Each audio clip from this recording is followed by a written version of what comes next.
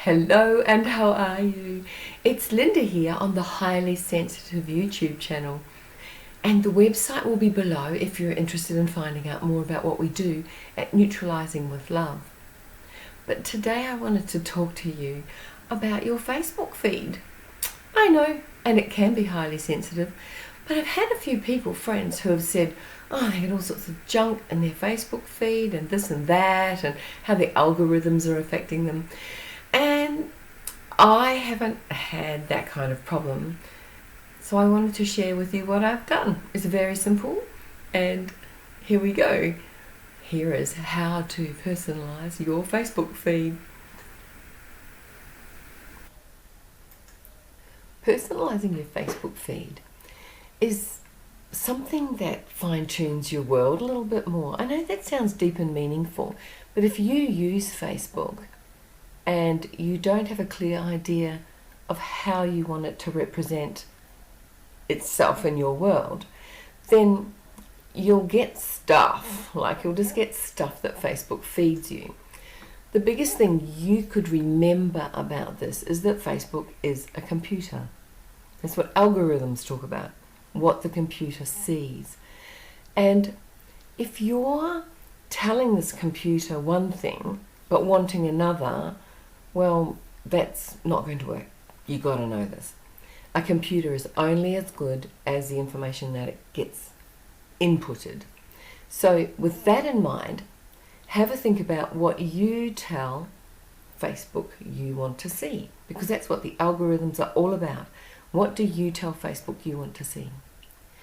So let's start with ads, because ads come up. That's how Facebook makes its way.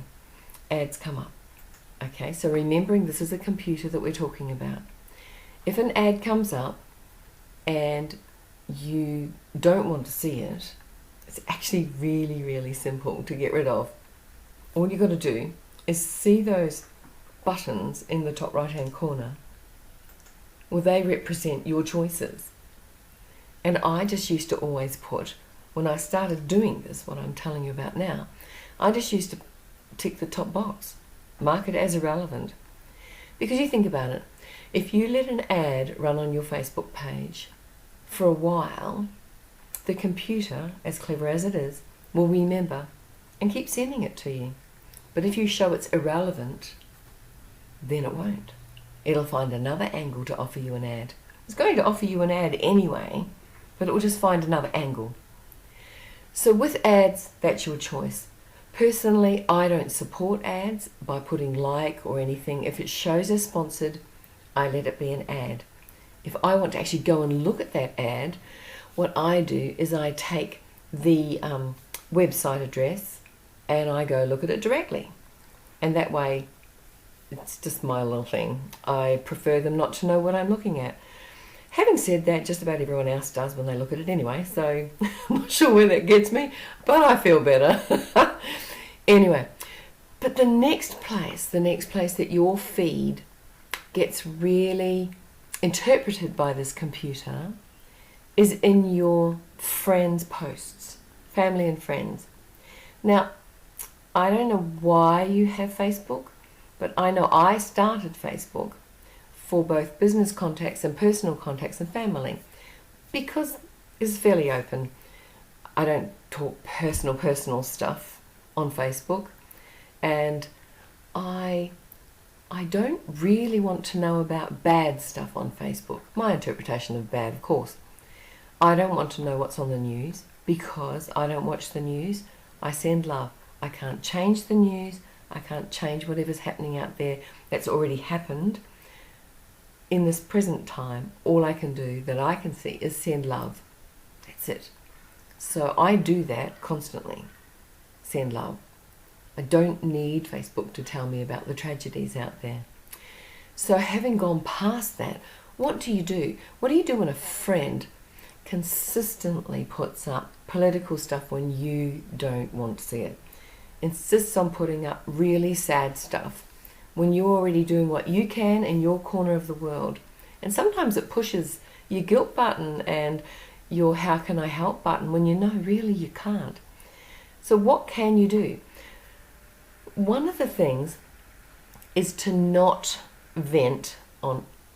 not post on any Facebook post that your friends make. Don't comment on any of it that doesn't relate to what you want to see. If you comment on something, guess what? That special brain computer just goes, they like that. So don't comment.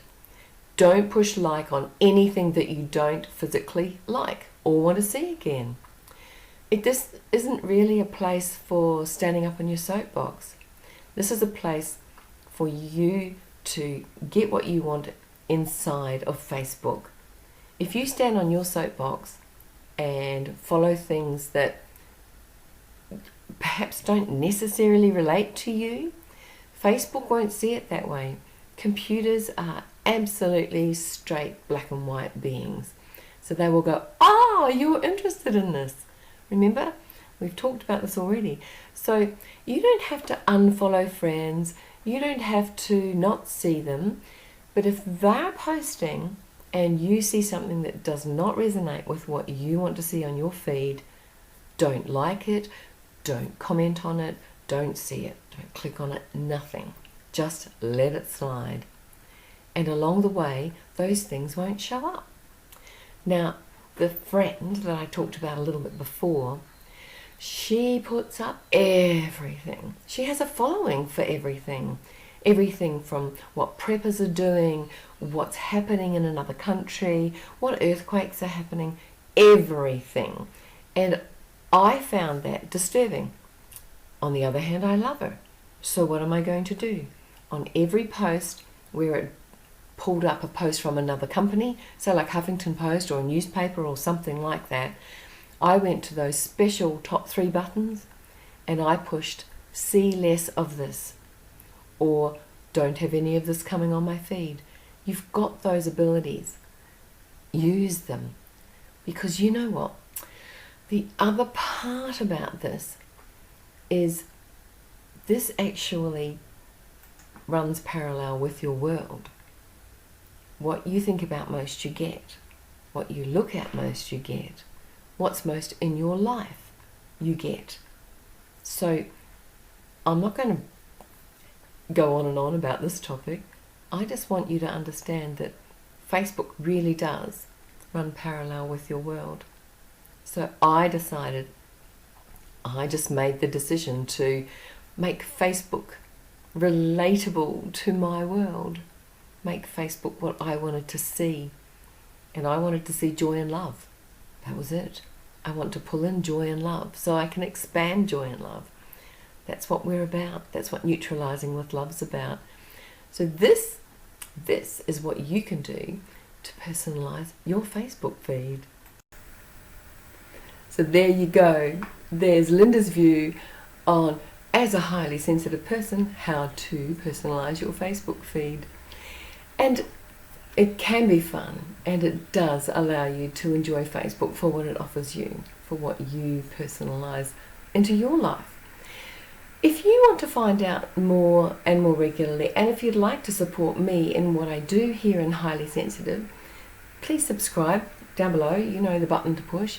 And just because we've shifted a little from what Creative Journey used to offer on this channel, I'd like to find out what you want to know more about as a highly sensitive being. If you're reading this and you think you'd like me to cover something pertinent to you, pop it in the chat. I'm really happy to do that. Thank you so much. Remember, you're a wonderful being, you're unique, and you are loved. Thanks for watching. See you.